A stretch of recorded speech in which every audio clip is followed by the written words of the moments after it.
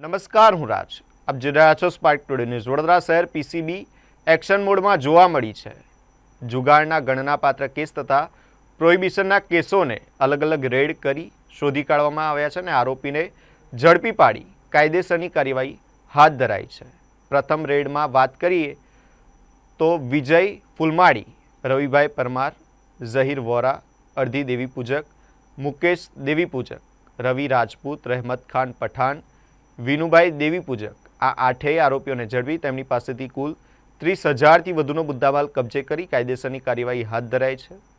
બીજી રેડ દરમિયાન વાત કરીએ તો જશોદાબેન કમલેશભાઈ માળી, તેમને પકડી પાડી કુલ 31,000થી વધુનો મુદ્દામાલ કબજે કરાયો છે.